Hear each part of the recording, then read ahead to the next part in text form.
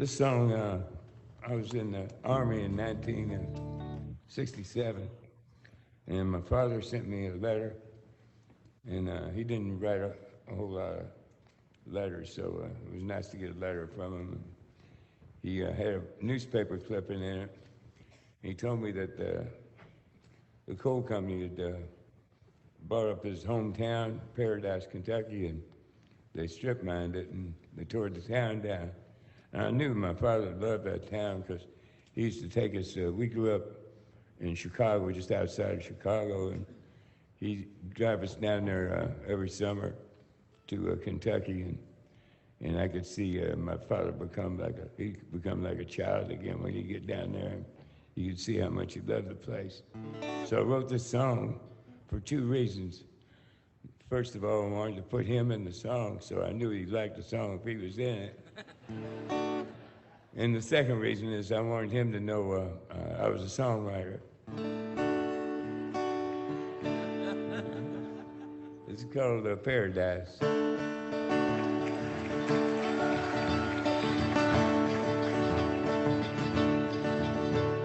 When I was a child, my family would travel down to western Kentucky, where my parents were born. There's a backwards old town that's often remembered so many times that my memories are worn. And Daddy, won't you take me back to Muhlenberg County, down by the Green River where Paradise lay? I'm sorry, my son, but you're too late and nasty. Mr. Peabody's coal train is all the way. Marty, why don't you pick one?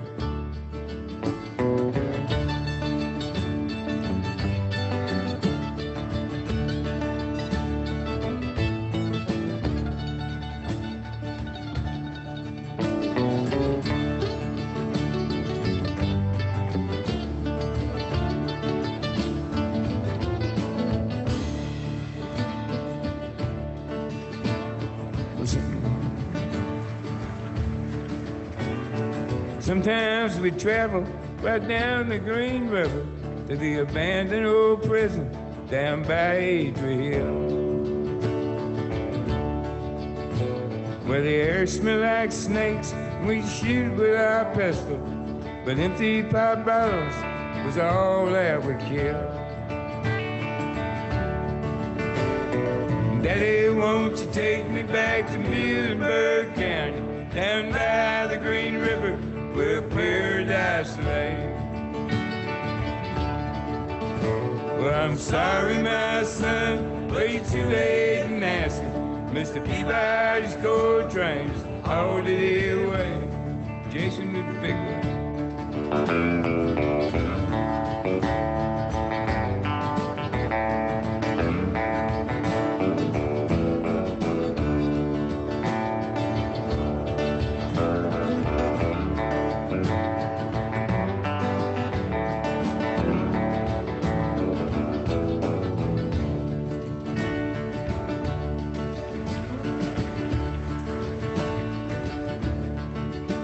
And then the coal company came with the world's largest shovel, where they tortured the timber and they stripped all the land. They dug for the coal till the land was forsaken, and then they wrote it all down as the progress of man. And Daddy, won't you take me back to Muhlenberg County, down by the Green River where Paradise lay? Well, I'm sorry, my son, but you're too late and nasty. Mr. Peabody's coal train is all the day away. Hey, Kenny, why don't you play one?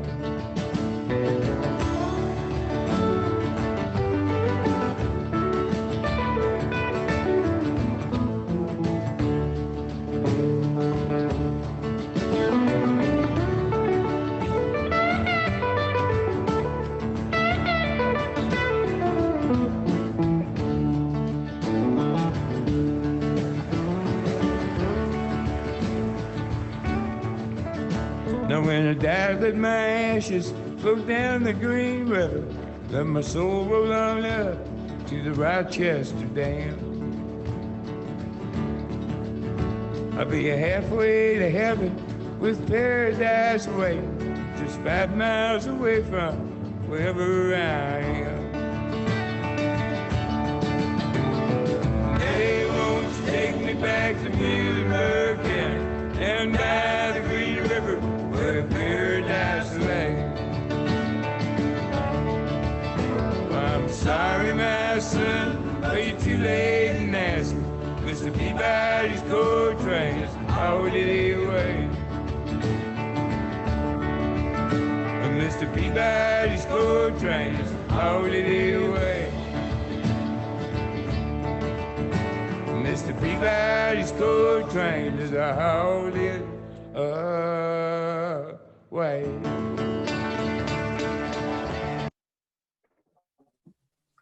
Good morning. Welcome to the digital home of the Calgary Unitarians. Whoever you are, whomever you love, wherever you are on your journey of faith or search for meaning, welcome. If you are joining us for the first time or the first time in a long time, know that we're grateful to have you with us. We come together in beloved community to grow in wisdom, welcome and deepen relationships, and act for a just and sustainable world. My name is Holly Noel, and my pronouns are she, her, and I have the privilege of serving on your board of trustees. If you are interested in talking with our membership, please stay after to get the link for our coffee time after the service. This congregation is special to me because it feeds my soul to be surrounded by people who never stop seeking opportunities for growth and learning. We acknowledge that for those of us tuning in from Calgary, that this meeting place takes place on the traditional territories of the people of the Blackfoot Confederacy, comprising the Siksika, Piikani, and Kainai First Nations, as well as the Tsuut'ina First Nation, and the Stoney Nakoda, including the Chiniki, Bearspaw, and Wesley First Nations of the Treaty 7 region of southern Alberta. The city of Calgary is also home to Métis Nation of Alberta, Region 3. We acknowledge that we are all treaty people. And now our Reverend Deborah Falk will light our chalice. In times of much uncertainty, we recognize that of which we can be certain. Spring will come. Earth stirs in readiness for new growth. At this time of such anxiety, we recognize the fragility of life, as well as its many blessings. In this time of physical separateness, we recognize our interconnectedness with each other and all life. We gather in beloved community, sharing the paradoxes of this time as we light our chalice flame.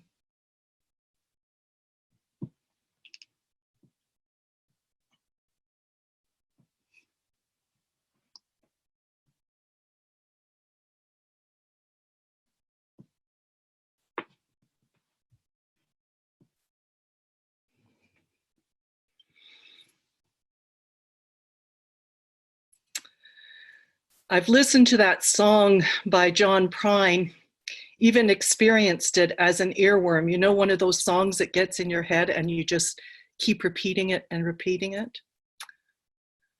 Well, I'm not sure that I remember that it was sung by John Prine, so I appreciate Jane sending me the link to the version that we just watched, as it also told the story of that song.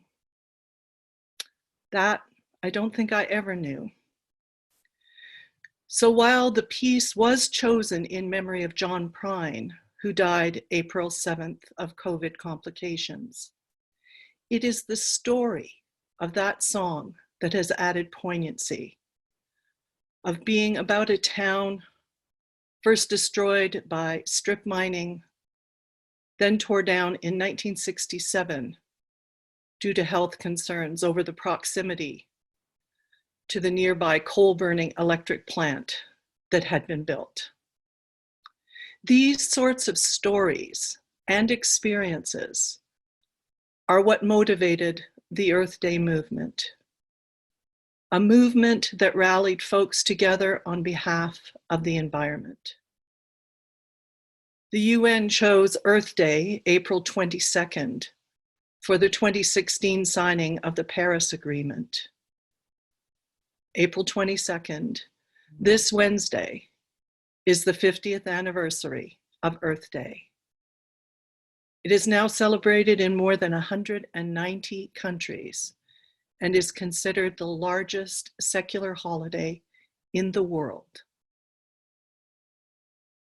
Earth Day and our commitment to this year's theme of climate action are the inspiration for this morning's service. And I thank Jane Perry, our Director of Music, for the inspiring rendition of John Prine's song, and now ask her to offer a few words. Good morning, friends. It's good to be together again in this virtual space. So here we are, heading into the 50th anniversary of Earth Day, and so much to be grateful for, even in this time of pandemic and worry. I'm grateful for the sunshine, bright, bright sunshine that's outside on this great Calgary day with many more sunny days ahead. So let's raise our voices in joy and gratitude by singing together the hymn For the Beauty of the Earth. The words will be up on your screen so you can sing along.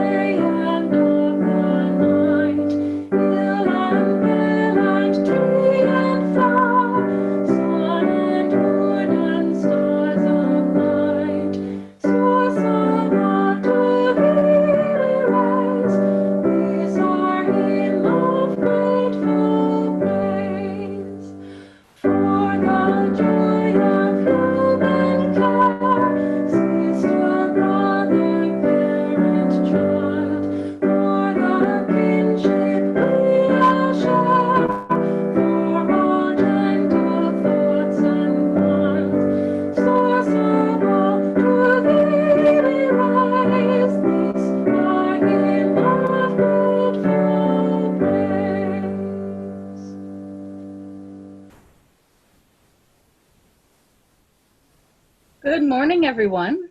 I'm Sheila McMaster, the Director of Religious Education here at the Calgary Unitarians. And yesterday was my daughter's Morgan's 9th birthday, and we had 13 guests on Zoom, and we had a dark forest theme, and there was like, midnight wolves and black cats, and we even had a brown bat I want to shout out to that was flying in. And I'm going to try some technological things here. I'm going to try to screen share so I can share a couple pictures. So let me see if I'm getting good at this. All right.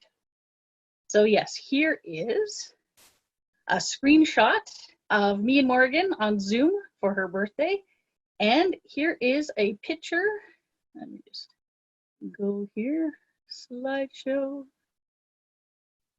of our cake that we made. So we've been watching Nailed It, which is a fun show to watch. And Morgan made this mostly herself. I just baked it and tested the icing. So I think it turned out pretty good. And here we go, I return. All right, I just gotta return in here. Technology, I'm getting okay, here we go. So that was the birthday party. And what I wanted to say was that for our congregation, I always felt it's more about community and sharing our major life events. And when we were in our building, I always encourage the children and youth to book their party there because we have a great space. And I just wanted to say that now that you've seen Morgan's birthday party, that if you would like to celebrate your party on Zoom, I can book you a Zoom room.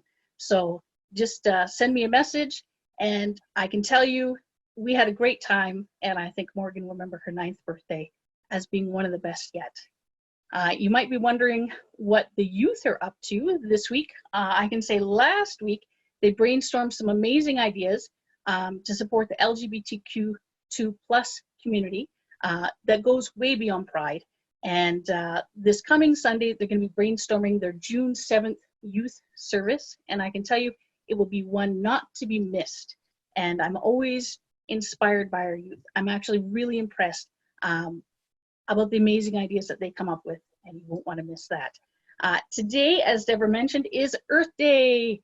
And this week we're going to have a fun Earth Day craft with the children, but I wanted to share with all of you a fun Earth Day craft. So let me get back to screen sharing here because I feel that empty toilet paper rolls are our hidden Earth Day treasure.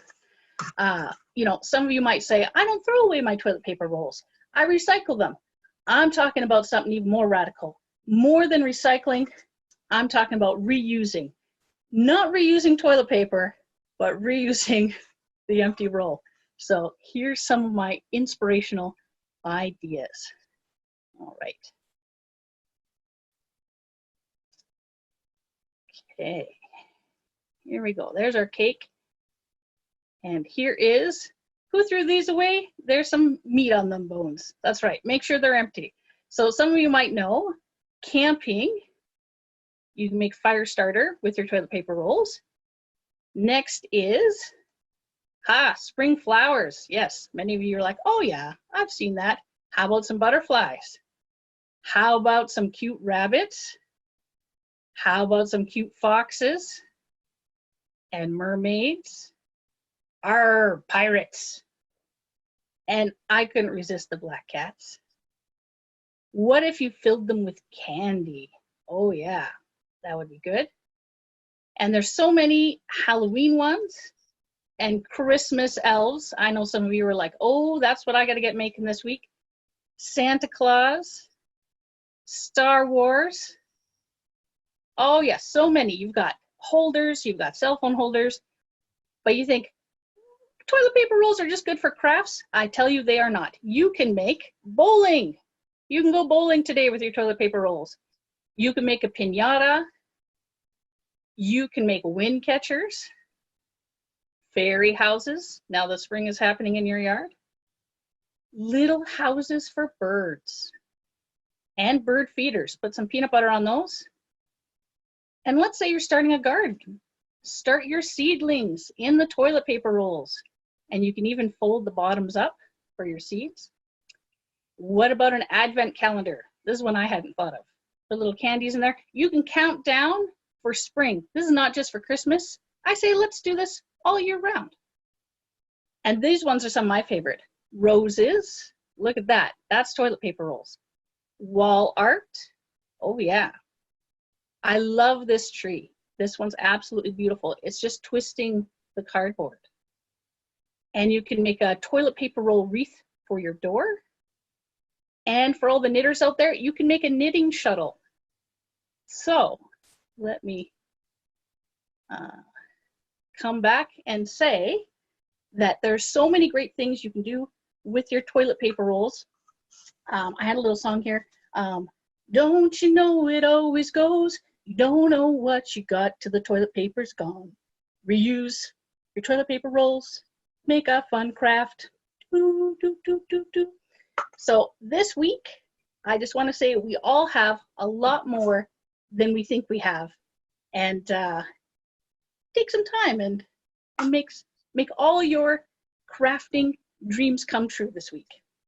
And have a happy, happy Earth Day. Now back to you, Deborah.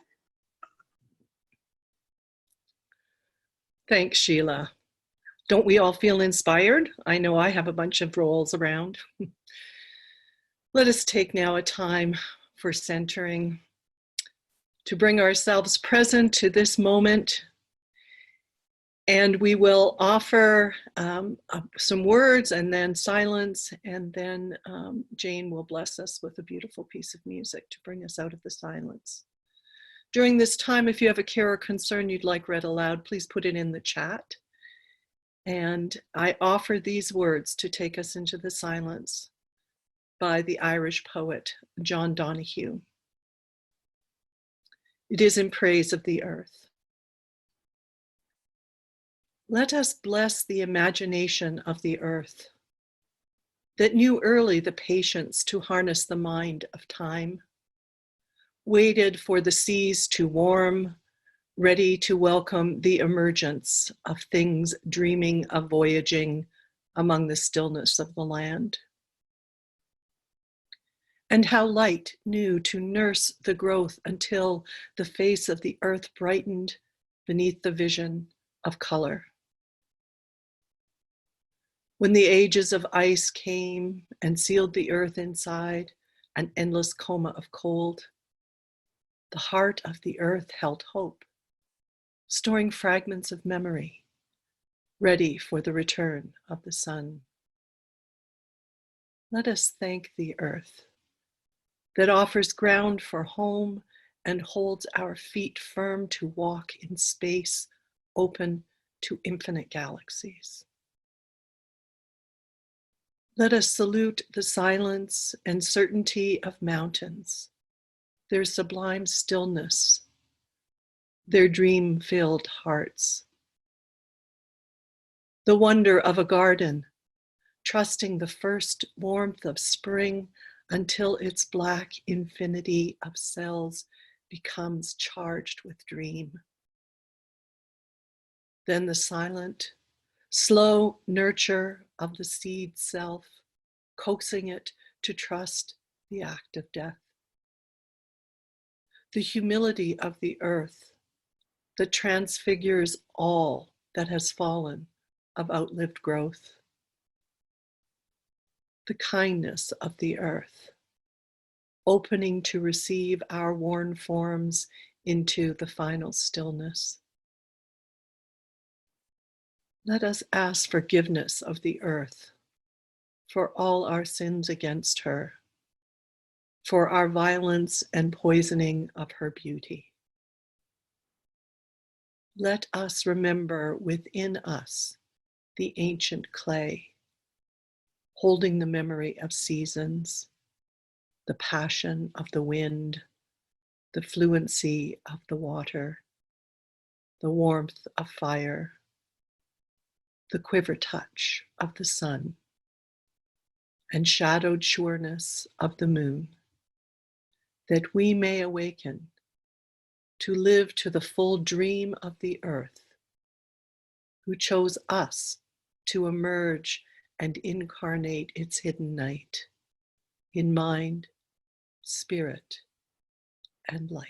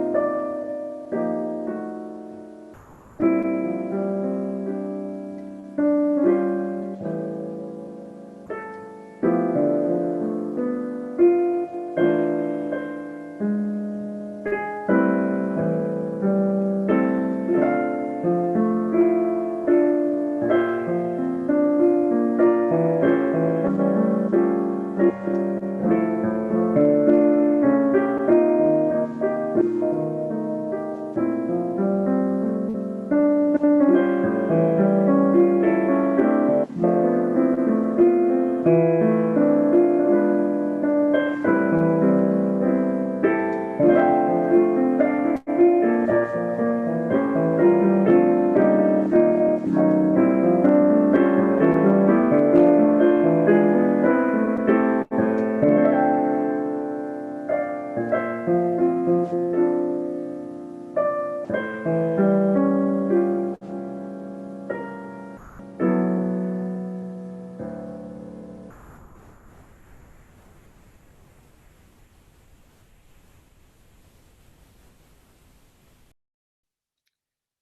the foundation of our faith is the recognition that we are bound together in a great web of life, that what touches one of us affects us all.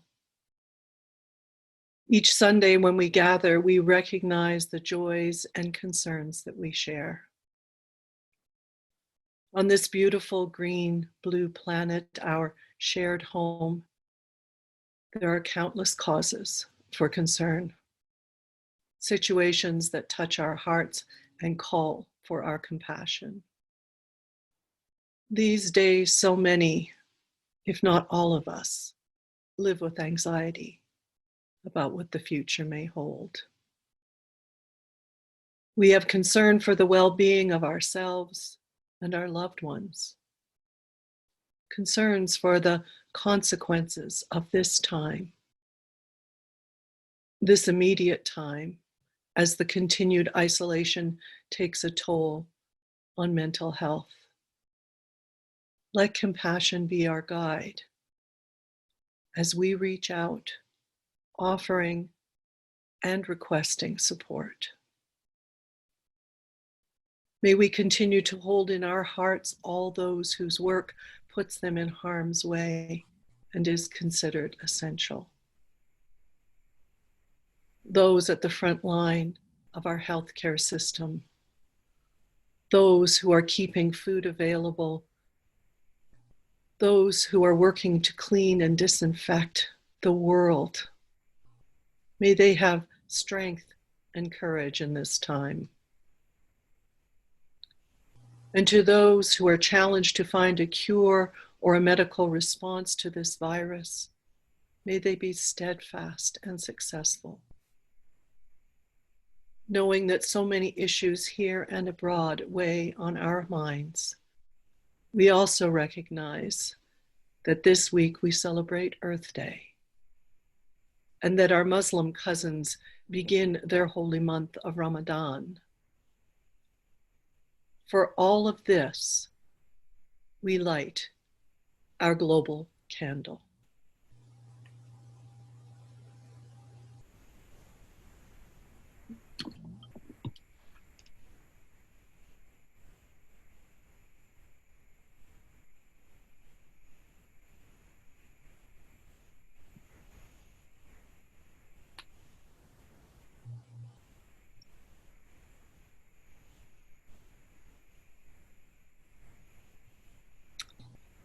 We are each of us holding so much concern, so much unknown these days. Concern for the well-being of our loved ones, uncertainty about work and finances. We hold in love and care these days all those contending with illness, those healing from pain, be it spiritual, physical, or emotional.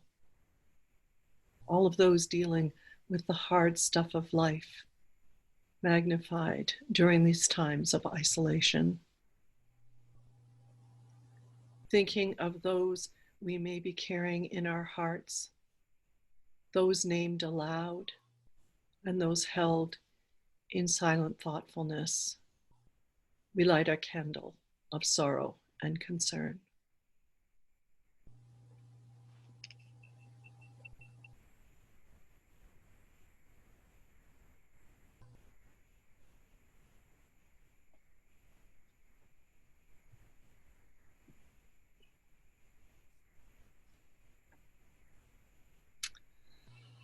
We do carry so much sorrow and anxiety these days, and yet there is also joy, for such is life. There are causes for celebration and gratitude and milestones as well. There's finally a feeling of spring in the air, and there are some today joining us for the first time. It is such a joy to welcome you here. And a shout out to Hazel and Greg here with us from Nova Scotia. For the joy of gathering this day, for the joy spoken aloud, shared in the chat, and those held in the silence of our hearts, we light our candle of joy.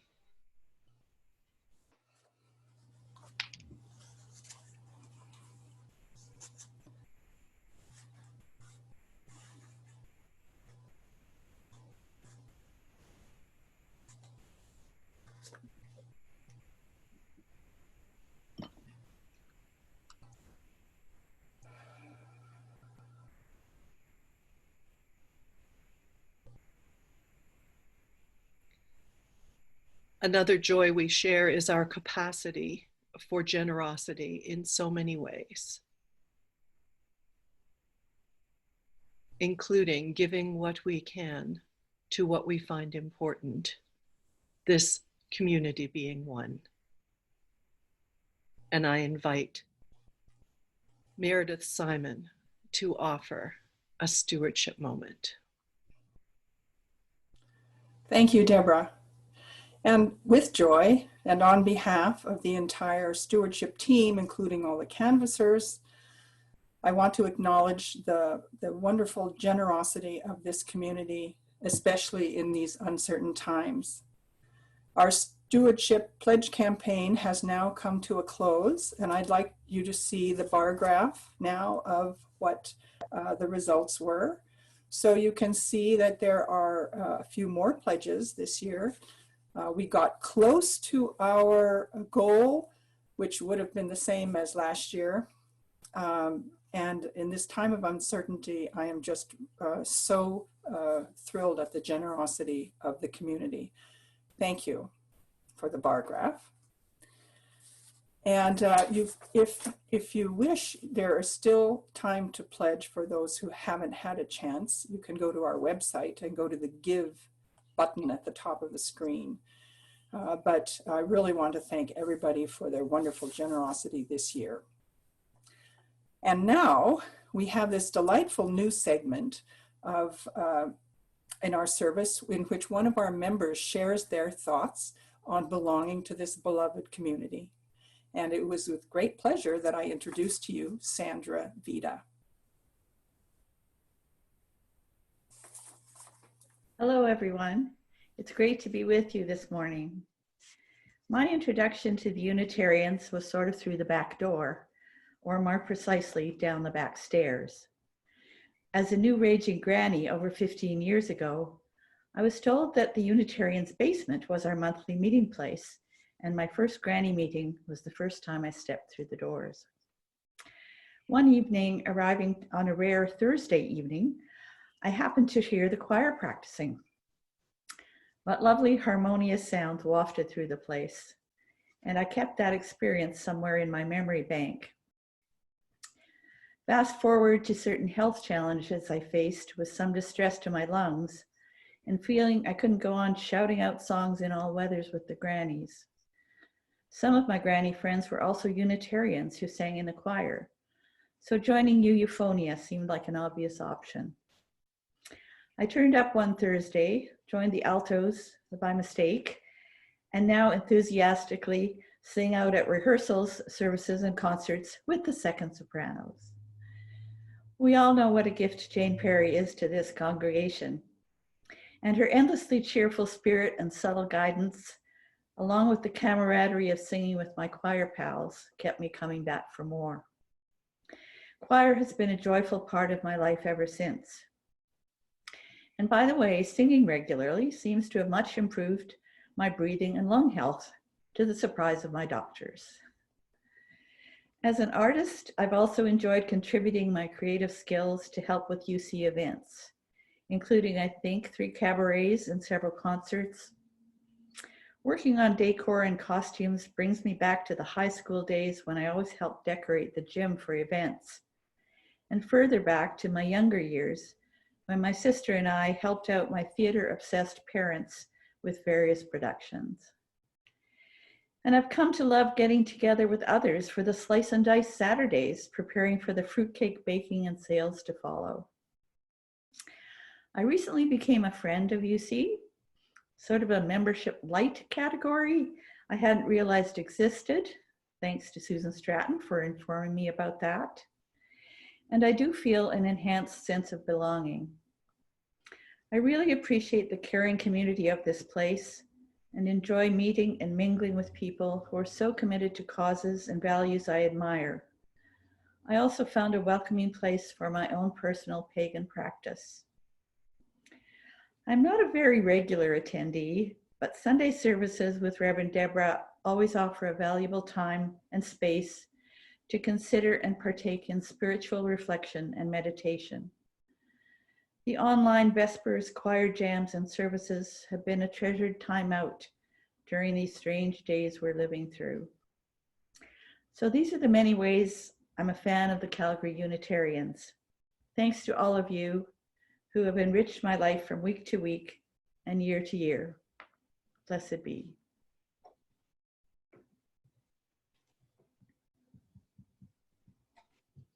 Oh, and now Marcia has a reading to share. Our opening reading is by John Seed, an Australian environmentalist and prominent figure in the deep ecology movement. We call upon the spirit of evolution, the miraculous force that inspires rocks and dust to weave themselves into biology. You have stood by us for millions and billions of years. Do not forsake us now. Empower us and awaken in us pure and dazzling creativity. You that can turn scales into feathers, seawater to blood, caterpillar to butterfly. Metamorphose our species. Awaken in us the powers that we need to survive the present crisis and evolve into more eons of our solar journey. Awaken in us a sense of who we truly are. Tiny ephemeral blossoms on the tree of life. Make the purposes and destiny of that tree our own purposes and destiny. Fill each of us with love for our true self, which includes all the creatures and plants and landscapes of the world. Fill us with a powerful urge for the well-being and continual unfolding of this self. May we speak in all human councils on behalf of the animals and plants and landscapes of the earth. May we shine with pure inner passion that will spread rapidly through these leaden times. May we wake to our true and only nature, none other than the nature of Gaia, this living planet Earth. We call upon the power which sustains the planets in their orbits, that wheels our Milky Way in its 200 million year spiral, to imbue our personalities and our relationships with harmony, endurance, and joy. Fill us with a sense of immense time so that our brief flickering lives may truly reflect the work of vast ages and also the millions of years of evolution whose potential lies in our trembling hands. And now to Jane for our second song. The homily this morning will have as its companion piece a piece of music called "The Earth is Our Mother." This comes out of one of the many Native American nations in the U.S. It's a song that's often sung at environmental rallies and by people who are inspired by and wish to honor Mother Earth. We're not going to sing the entire piece with all of its verses all at the same time. We'll sing a couple of verses and then there will be some thoughts shared and then we'll sing a little bit more. So let's sing together the first three verses of "The Earth is Our Mother." The words will be on screen shortly so you can sing along.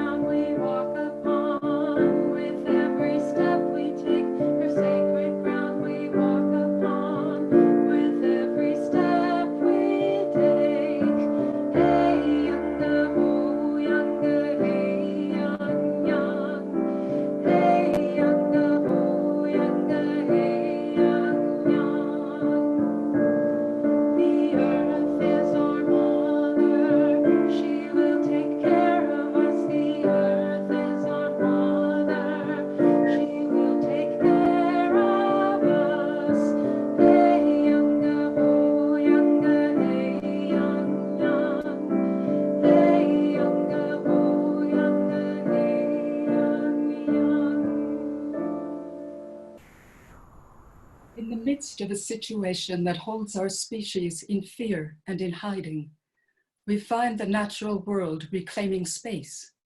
With our retreat, pollution and traffic decline, noise is muted, water is clarified, animals venture onto city streets.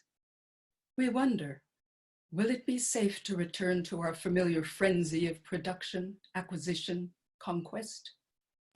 Perhaps not, until forests and rivers and skies are safe from our predations on them. Perhaps our future will depend on the sincerity of our concern for our fragile human family and our planet. The earth is grateful for the care we have for each other in times of pain, down generations and beyond limit, for our joy at seeing animals run and leap and scurry and sleep, for the sounds of birds that wake us to the options of each morning as they summon the sun to kiss the sky, for our knowledge of all the ways we are given life by plants whose breath we need as they need ours, for the hope we have that if we care enough, the natural world will be restored.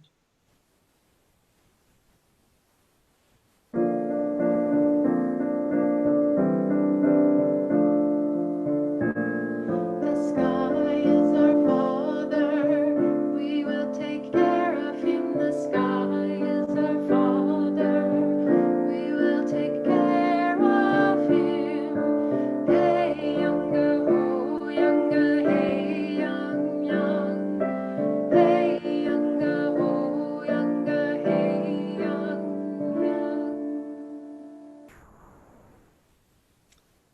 The sky is our father.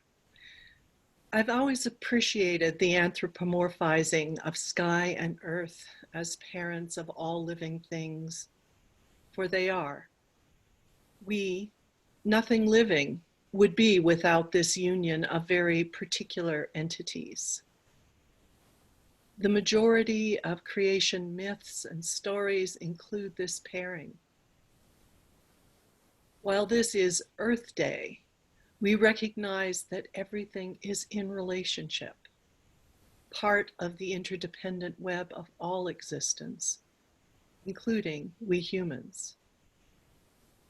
We acknowledge as well that human activity has had a damaging impact on our sky, on the atmosphere that sustains us, that we have fouled the air by our disregard, by our travel, our use of non-renewable and toxic energies, by our factories and our consumption.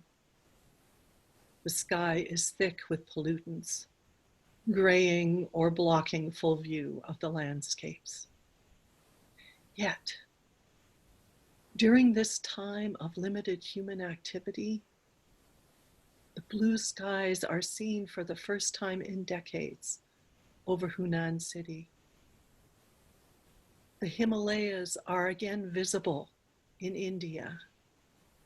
And here, a member of this community mentioned to me that they notice the difference in the air, easier breathing, and that they can see the mountains most every day, unless they're cloud covered. The sky is grateful to again be home for purely natural, glorious sunsets and sunrises, for the beauty of cloud play and rainbows, for the glory of the wide vistas visible everywhere, for the many birds who ride the breezes, the airstreams, and the thermal lifts as they traverse the planet, for the air made fresh for all living things. Sky is grateful.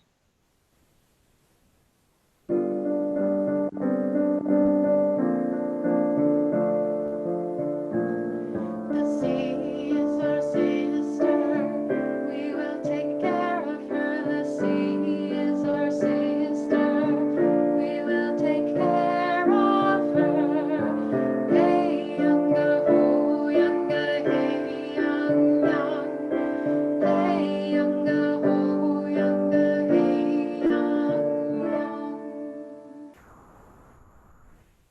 much of the world is made of water, and so much of our bodies as well. The fluidity of cells, lymph, saliva, blood. We are born in a rush of fluid and seek the comfort of water to cleanse ourselves and our surroundings. Water alone is enough. It will vanquish thirst and remind us of simplicity. At this time, we wash our hands with passionate care because our lives and those of so many others depend on this humble ritual. The water of our tears is salt infused, like the sea.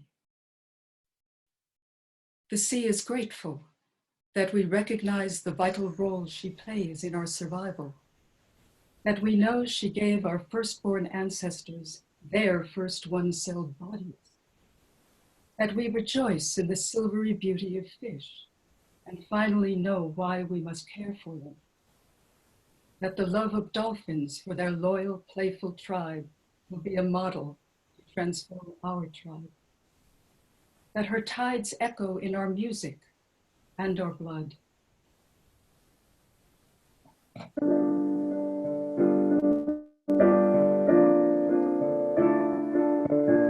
The forest is our brother. We will take care of him. The forest is our brother. We will take care of him. Hey, younga, ho, younga, hey, young, young. Hey, younga, ho, younga, hey, young, young.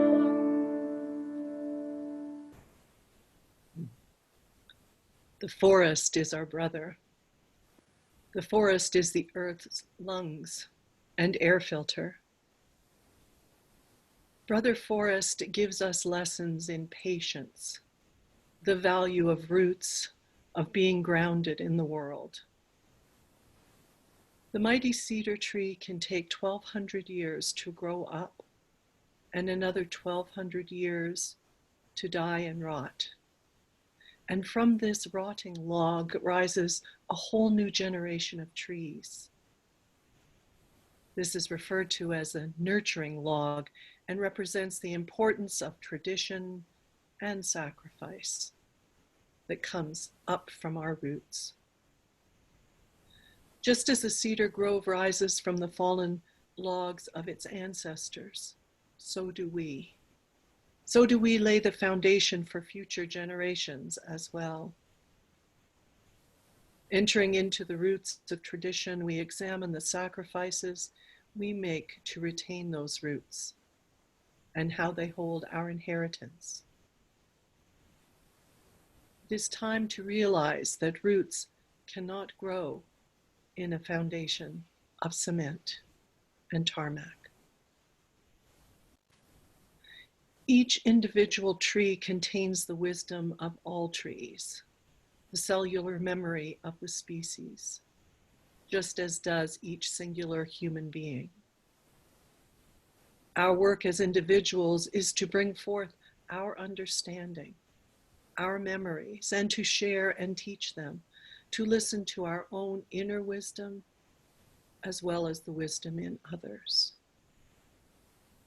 The earth, our mother, the sky, our father, the sea, our sister, the forest, our brother, the whole of the natural world, our kin.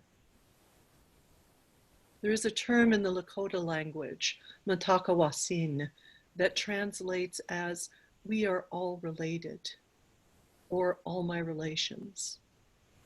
It recognizes both the kinship and the sacredness of all beings. It includes living beings, as well as the earth, the air, the mountains, the sea.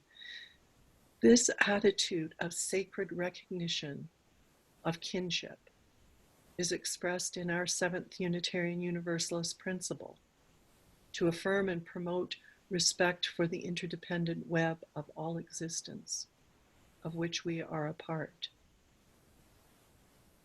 Earth Day reminds us of kinship and the responsibility of care that we are given. During this time of limited human activity, it has dramatically, in some places, revealed nature's resilience, exposed the potential for the kind of radical change called for by scientists to turn around our behavior. May this be an invitation beyond Earth Day or Earth Week, an invitation to embrace the full nature of Matakawasin, of all being related, to see everything as kin, as worthy of our care, and as sacred. For this is sacred earth we walk upon.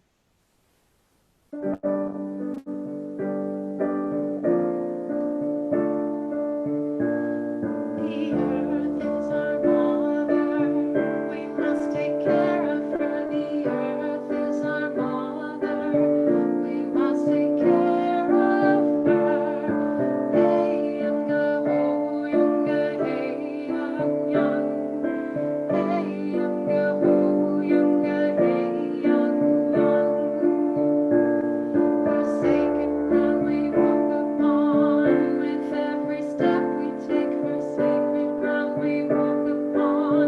With every step we take. Hey, younga, ho, younga, hey, young, young. Hey, younga, ho, younga, hey, young, young. Let me offer these closing words, words written by our colleague, Lynn Unger. She titles it Imagine. Imagine with me for a moment. Don't worry, I'm not going to say it's real. Imagine, if you can, that there has been not a calamity, but a great awakening.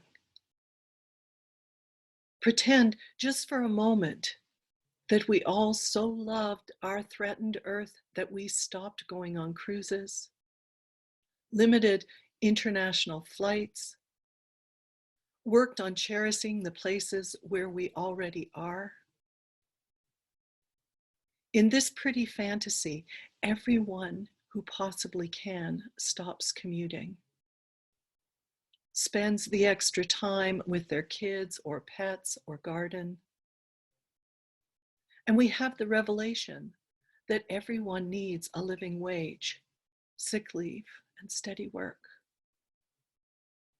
It occurs to us that healthcare workers are heroes, also teachers, not to mention the artists of all kinds who teach us resilience and joy. Imagine, if you will, that we turn to our neighbors in mutual aid, trading eggs for milk, checking in on those who are elderly or alone. Imagine that each of us felt suddenly called to wonder, in this moment, what does the world need from me? What are my gifts? Yes, I know it's just a fantasy. The world could never change so radically overnight. But imagine. And now, let us join together in singing our closing song, Blue Boat Home.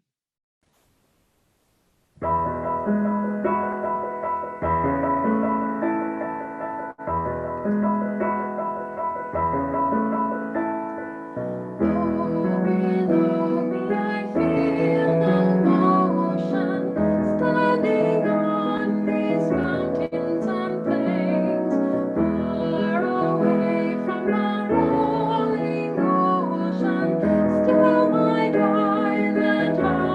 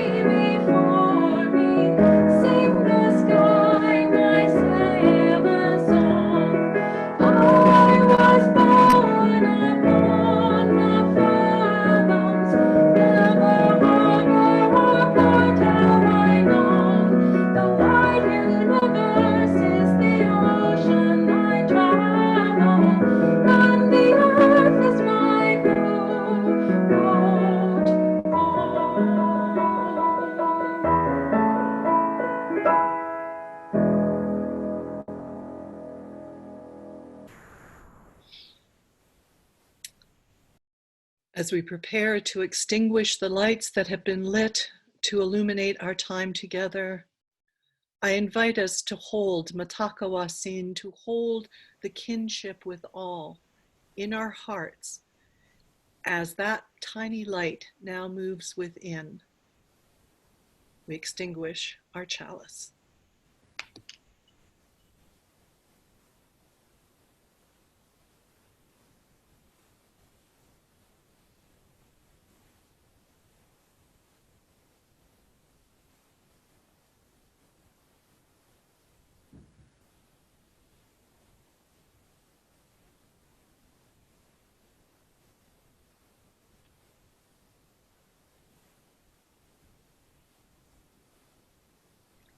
And I invite Jane to offer our closing sung benediction and invitation.